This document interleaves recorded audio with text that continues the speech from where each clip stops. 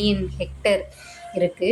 அதில் நிலப்பரப்பில் மொத்த நிலப்பரப்பில் 21.02% வந்து காடுகள் தான் இருக்குது. அதுக்கப்புறம் அதிலே அடர்ந்த காடுகள் எவ்வளவு, இந்த ஓரளவு அடர்ந்த காடுகள் எவ்வளோன்னு கொடுத்துருப்பாங்க. அது ஜஸ்ட்டு பார்த்துக்கோங்க. அடுத்து முக்கியமான தாது பார்த்தோன்னா இரும்பு தாது. இரும்பில் 2 தாது இருக்குல்ல, ஹேமடைட் மேக்னடைட்னு. ஹேமடைட் வந்து எவ்வளோ இருக்குன்னா 14,630 மில்லியன் டன் வந்து ஹேமடைட் இருக்குது. மேக்னடைட் வந்து 10,619 மில்லியன் டன் வந்து நம்மக்கிட்ட இருக்குது, இருப்பு இருக்குது.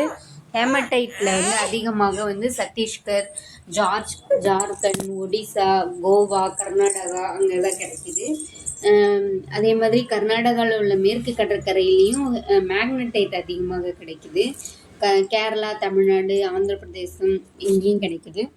அடுத்து நிலக்கரி அதிகமாக எங்கே கிடைக்குதுன்னா மேற்கு வங்காளம், பீகார், மத்திய பிரதேசம், மகாராஷ்டிரா, ஒடிசா, ஆந்திர பிரதேசம் நிலக்கரி இதெல்லாம் வந்து நிலக்கரி அதிகமாக கிடைக்கிற மாநிலங்கள்.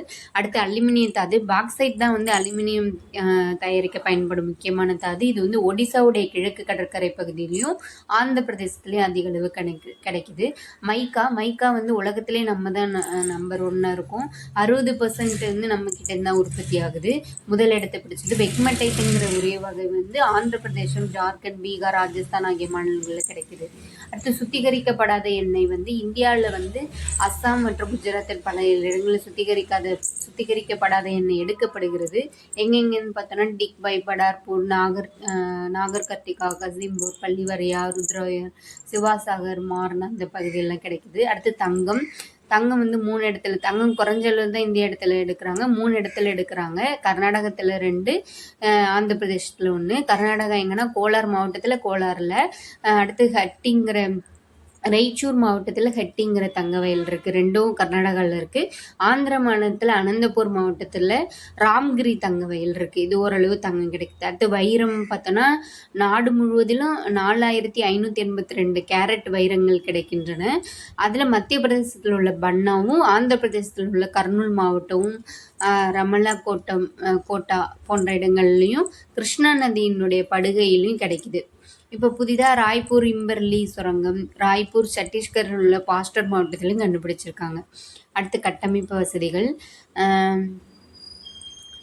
அதில் வந்து போக்குவரத்து பார்த்தோன்னா போக்குவரத்தில் வந்து 30 லட்சம் கிலோமீட்டர் நீளம் கொண்ட சாலைகள் உலகத்தின் மிகப்பெரிய சாலையாக இருக்குது. அடுத்து ரயில்வே பார்த்தோன்னா ரயில்வேல உலகத்தில் 4வது பெரிய போக்குவரத்து அமைப்பாக இருக்குது. இந்தியாவின் இருப்பு பாதை நீளம் வந்து 63,000. அதில் 13,000 வந்து மின்மயமாக்கப்பட்டுச்சு. அடுத்து முக்கியமான துறைமுகங்கள் பார்த்தா மும்பை, சென்னை, விசாகப்பட்டினம், கோவா ஆகிய இடங்களில் தான் 90% கடல் வழி வணிகம் நடைபெறுது. அடுத்து உள்நாட்டு விமான போக்குவரத்து வந்து ஏர்லைன்ஸும் தனியார் விமான நிலையம் நடத்துகிறாங்க. பன்னாட்டு விமான நிலையத்தை ஏர் இண்டியன் நிறுவனம் நடத்துது. இந்திய ரயில்வே முதல் வைஃபை வசதி எங்கே ஏற்பட்டுச்சுன்னா பெங்களூரில். இந்திய விமான போக்குவரத்து நிறுவனங்களான ஏர் இந்தியாவும் ஏர்லைன்ஸும் எப்போ இணைஞ்சாங்கன்னா 27/8/2007. அடுத்து துறைமுக வளர்ச்சிக்காண்டி துறைமுக வாரியம் எப்போ உருவாக்கப்பட்டதுன்னா 1950. அடுத்து வந்து ஆற்றல். இதெல்லாம் வந்து எந்தெந்த இதுலேருந்து நம்ம வந்து கரண்ட் எடுக்கிறோன்னு சூரிய ஒளியாற்றல், காற்றாற்றல், அலைகள்லேருந்து எடுக்கிறோம், புவி வெப்பாற்றல் இதுலேருந்துலாம் எடுக்கிறோம். அடுத்து கல்வி வந்து 1976 வரைக்கும் மாநில அரசில் தான் இருந்துச்சு. அந்த 76க்கு அப்புறம் தான் அது வந்து கூட்டு பொறுப்பு இல்லாத போச்சு. வந்து 6 படிநிலைகளை கொண்டது இந்தியாவினுடைய கல்வி முறை. குழந்தை கல்வி, தொடக்க கல்வி, இடைநிலை கல்வி, மேல்நிலை கல்வி, இளம்நிலை கல்வி, முதுகுநிலை கல்வின்னு 6 இது இருக்குது. UGC இப்படி தான் பல்கலைக்கழகங்கள் தரம் இது பண்ணுது. நம்மளுடைய வரவு செலவு திட்டத்தில் 3% வந்து நிதி வந்து இது கல்விக்காண்டி ஒதுக்குறதா சொல்கிறாங்க. அடுத்து வந்து உடல்நலம் வந்து ஒரே அமைச்சகம், அதாவது ஆயுஷ்ங்கிற அமைச்சகத்துகள் தான் வருது. இந்தியாவின் உடல்நல பணிகளை பொறுத்த வரைக்கும் கேரளா வந்து நல்லா உடல்நலம் பேணுறதுல இருக்காங்க. அடுத்து இந்திய பொருளாதார சிந்தனையாளர்களின் பங்களிப்பு. திருவள்ளுவரை ஃபஸ்ட்டு பார்க்கலாம். திருவள்ளுவர் வந்து பொருட்பாலில் வந்து இதை பற்றி நிறைய பேசியிருக்காரு. மழை தான் வந்து பெரும் ஆதாரமாக இருக்குது, மழை தான் உணவு தருது, மழை தான் பொருளாதார அடிப்படையாக இருக்கிறது அப்படின்னு அவர் உருவாக்குறதாக அவர் சொல்லியிருக்காரு. அதுக்கப்புறம் உற்பத்தி காரணிகளை பற்றி சொல்லியிருப்பாரு. உற்பத்தி காரணிகளை பற்றி ஒரு குறளில் சொல்லியிருக்காரு. பெருமற்றுள் யாம் அறிவதில்லை யாவர் அறிவறிந்த மக்கட்பேர் அல்ல பிற என்ற கருத்தில் சொல்லியிருக்காரு. அடுத்து வேளாண்மை, உழவு தொழில் புரியுறவங்க தான் வந்து தலையாய மனிதன், உழுதுண்டு வாழ்வரை வாழ்வர் மற்றெல்லாம் தொழுதுண்டு பின் செல்பவர் அப்படின்னு உழவு தொழிலே மற்ற தொழில்களோட உயர்ந்ததா திருவள்ளுவர் சொல்லியிருக்காரு.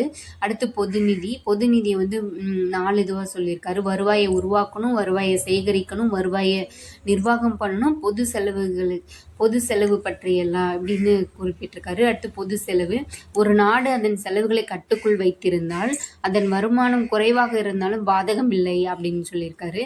எப்போதும் உபரி நிதிநிலையாக தான் இருக்கணும், சில நேரங்களில் சமமாக இருக்கலாம், ஆனால் பற்றாக்குறை நிதிநிலை இருக்கக்கூடாது அப்படின்னு சொல்லியிருக்காரு. அடுத்து வந்து நம்மளுடைய அந்த பொது செலவை வந்து 3 வழிகளில் செலவிடணும் அப்படின்னு வலியுறுத்துறாரு. பாதுகாப்பு, பொது பணிகள், சமூக பணிகளை 3த்துக்கும். அதுக்கப்புறம் குறள் 739 வந்து வெளிநாடு உதவி கோரும் நாடுகள் நாடே இல்லை அப்படின்னு சொல்றாரு. அடுத்து வறுமையும் பிச்சை எடுத்தலையும் பற்றி சொல்லியிருக்காரு. குப்பை எடுப்பவர்கள், சாலையோரம் வசிப்பவர்கள், இருப்பிடம் இல்லாமல் வசிப்பவர்கள் தான் அதிகமாக இருக்காங்க. அடுத்து செல்வம் வந்து வாழ்வதற்கான வழியே என்றே தவிர அது ஒரு இலக்கு கிடையாது. தொழில் தான் உண்மையான செல்வம், மேலும் உழைப்பு தான் மிகப்பெரிய வளம் அப்படின்னு சொல்கிறாரு. அடுத்து நலம் பேணும் அரசு, ஒரு நலம் பேணும் அரசு அப்படின்னா அதில் வறுமை, எழுத்தறிவின்மை, நோய்கள் இதெல்லாம் இருக்காது. நோய் நொடியற்ற ஆரோக்கியமான மக்கள் இருப்பாங்க. பெருஞ்செல்வம், நல்ல விளைச்சல் இருக்கும், வளமும் மகிழ்ச்சியும் அதிகமாக இருக்கும், மக்களுக்கு முழு பாதுகாப்பு இருக்கும் அப்படின்னு சொல்கிறேன். அடுத்தது வந்து காந்தியடிகள் வந்து 1921 வந்து ஒரு தேசத்தின் அல்லது ஒரு தனியாரின் தார்மீக ஒழுக்க நெறிகளை காயப்படுத்தினால் அந்த பொருளாதார நடவடிக்கை இழுக்கானது, மேலும் பாவமானது அப்படின்னு சொல்றாரு. பொருளாதார மதிப்புகளை பின்னுக்கு தள்ளும் பொருளாதாரம் உண்மையற்றது அப்படின்றது இது வந்து 1924 மீண்டும் சொல்லியிருக்காரு. காந்தினாலே கிராம பொருளாதாரம், இயந்திரங்களை வந்து மிகப்பெரிய பாவம், அது வந்து நமக்கு கிடைச்ச சாபம். அதுக்கப்புறம் தொழில் மையமும் வந்து மனித இனத்தின் பெரு சாபக்கேடு அப்படின்லாம் சொல்றாரு. அதுக்கப்புறம் வந்து கிராம சர்வோதயா, உண்மையாக வந்து இந்தியா வந்து எங்கே வாழுதுன்னா நகரங்கள்லேயோ புறநகரங்கள்லேயோ இல்லை, கிராமங்களில் தான். ஸோ காந்தியடிகள் வந்து கிராமங்கள் தன்னிறைவு பெற்றவர்களும் தற்சார்பு பெற்றவர்களும் இருக்கணும், உடல் உழைப்பு தான் வேணும் அப்படின்னு சொல்லுவார். அதுக்கப்புறம் மது விலக்கு பற்றி ஒன்று சொல்லியிருப்பார். மது விலக்கு எந்த விதத்திலும் துணை செய்வதில்ல, மாறாக நோயை தான் தருது. காந்தியடிகள் இந்தியா குடிகாரர்களின் நாடாக இருப்பதை விட ஏழை நாடுகளாக இருப்பதே மேல் அப்படின்னு சொல்றாரு. அடுத்து ஜவஹர்லால் நேரு வந்து நம்ம நாட்டுடைய முதல் பிரதமர். அவர் இறக்குற வரைக்கும் 1964 இறக்குற வரைக்கும் அவரே பிரதமராக இருந்தவர். இவர் மிகப்பெரிய தேசபக்தர், சிந்தனையாளர், அரசியல்வாதி, இதெல்லாம் நமக்கு தெரிஞ்சது தான். அடுத்து வந்து இவருடைய முக்கியமான இதுனா பேச்சுரிமை, மக்களுக்கு குடியுரிமை, வாக்குரிமை, சட்டத்தின் வழியாட்சி, பாராளுமன்ற மக்களாட்சி இதெல்லாம் நம்பியவர். மதச்சார்பின்மை இந்தியாவுக்கு அறிமுகப்படுத்தியவர் இவர் தான். அதுக்கு திட்டமிடுதலையும் அறிமுகப்படுத்தியது வந்து ஜவஹர்லால் நேரு தான். அடுத்து வந்து திட்டமிடுதலின் சாரம் என்பது மனித சக்தி வளங்கள், பணம் இவற்றை சிறந்த வழிகள் பயன்படுத்துவதை குறிக்கும் என்று சொன்னவர். அடுத்து ஜனநாயக சமதர்மம். நேரு வந்து சமதர்மத்தை இந்தியாவுக்கு கொண்டு வதில் பெரும் பங்கு இருக்கு. நேருவுடைய சமதர்மங்கிறது வந்து ஜனநாயக சமதர்மம். அடுத்து பிஆர் அம்பேத்கர் வந்து 1981 பிறந்து 1956 இருந்திருப்பாங்க. இவங்க நிறைய புக் எழுதியிருப்பாங்க. பழங்கால இந்திய வர்த்தகம் அப்படிங்கிறத வந்து 1915 கொலம்பியா யூனிவர்சிட்டியில் முதுகலை பட்டத்துக்காண்டி சமர்ப்பிச்சிருப்பாங்க. அடுத்து இந்தியாவின் தேசிய பங்கீடு பற்றிய வரலாறு மற்றும் பகுப்பாய்வுங்கிறது வந்து முனைவர் பட்டத்துக்காண்டி ஆய்வு கட்டுரையை சமர்ப்பிச்சாங்க. இந்த ரெண்டும் அவருடைய பொருளாதார கருத்துக்களை காணும் இது. அடுத்து பிரிட்டிஷ் இந்தியாவில் மாகாண நிதிகளின் மதிப்பீடு, மாகாண ஏகாதிபத்திய நிதிகள் பரவலாக்கம் பற்றிய ஒரு ஆய்வு கட்டுரையாக வெளியிடப்பட்டது. 1921 அம்பேத்கருடைய பிரிட்டிஷ் இந்தியாவின் மாகாண நிதி பரவலாக்கல் எனும் கட்டுரை MSc பட்டத்திற்கான. அடுத்து 23 வந்து ரூபாயின் பிரச்சனை. என்ற ஆய்வு இதுதான் வந்து ரிசர்வ் வங்கி உருவாக்குறதுக்கு காரணமாக இருந்திருக்கும். அடுத்து வந்து நிதிநிலைகளை வந்து மாகாண 1913லேருந்து 23 வரைக்கும் காலத்தில் தான் அவர் நிறைய புக்கு இது ரிலேட்டடாக எழுதியிருக்காரு. இது வந்து 3 நிலைகளாக பிரிக்கிறாரு. ஒப்படைப்பு வரவு செலவு திட்டம் 71லேருந்து 1871 72 76 to 76 முடிய. ஒதுக்கீடு வரவு செலவு திட்டம்ங்கிறது வந்து 77 to 78 81 to 82 மற்றும் வருவாய் பங்கீடு வரவு செலவு திட்டம்ங்கிறது வந்து 82 to 83 20 to 21. அடுத்து வேளாண்மை பொருளாதாரம் பற்றி அம்பேத்கர் வந்து இந்தியாவில் குறைந்த நிலவுடைமை மற்றும் தீர்வுகள் என்ற கட்டுரையை எழுதியிருக்காரு. ஆடம் ஸ்மித்தோடைய நாடுகளின் செல்வத்தை போல் அப்படிங்கிறதுபடி நிலவுடைமை எப்படி ஒருங்கிணை பண்ணிடுறது, நிலவுடைமை எப்படி விரிவாக்கம், இதுக்கிணையான வேறுபாட்டை வந்து சொல்லியிருக்காரு. அடுத்து ஜேசி குமரப்பா வந்து இவர் வந்து நம்ம தமிழ்நாட்டுக்காரர். தஞ்சாவூரில் 1892 ஜனவரி 4 பிறந்திருப்பாரு. இவர் வந்து காந்திய பொருளாதாரம் என்ற கருத்தையே இது பண்ணியிருப்பாரு. இதனால இவர் வந்து பச்சை காந்தின்னு கூட சொல்லியிருப்பாங்க. உப்பு சத்தியாகிரகத்தின் போது யங் இந்தியா அப்படிங்கிற பத்திரிகையில் பணியாற்றிக்கிட்டு அகமதாபாத்தில் உள்ள குஜராத் வித்யாபீடியத்தில் வந்து பொருளாதார பேராசிரியராகவும் இருந்திருக்காரு.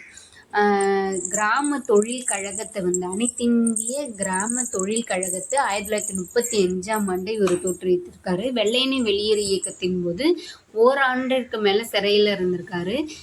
இருந்தபோது நிலைத்த பொருளாதாரம் இயேசுவின் வழிமுறைகள்ங்கிறத வந்து 1945 கிறிஸ்துவம் அதன் பொருளாதார வாழ்க்கை முறைங்கிறது வந்து 1945 எழுதியிருக்காரு. இவர் வந்து காந்தியை பின்பற்றுறதுனால 1930-40 ஆண்டுகளுக்கு இது குறித்து நிறைய புத்தகம் எழுதியிருக்காரு. ராமச்சந்திர குஹா அவங்க தான் வந்து இவரை வந்து பச்சை காந்தி அப்படின்னு சொல்லியிருப்பாங்க. அதுக்கப்புறம் வந்து VK.R.V. ராவ் இவர் ஜேஎம் கின்ஸனுடைய மாணவர். இவர் வந்து இவர் சிறந்த எழுத்தாளர். இவர் 3 கருத்துக்கள் ஆர்வமுடையவர் இருந்திருக்காரு.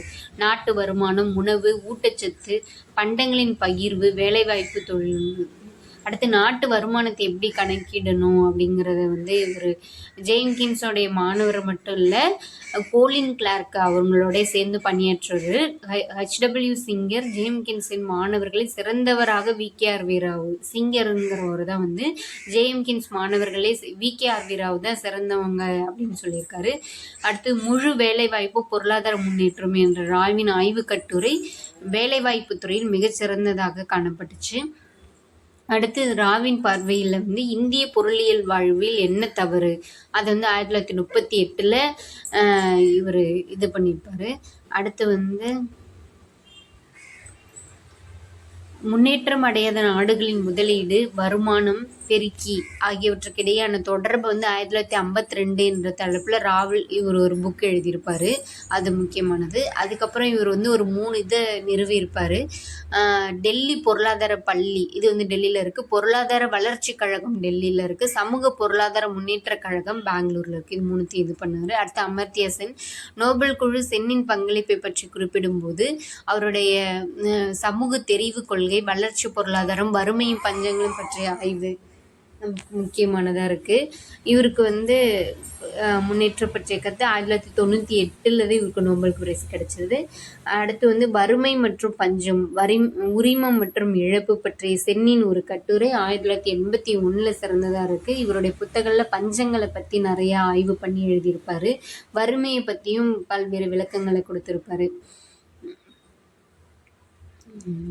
அவ்வளோதான். தேங்க்யூ.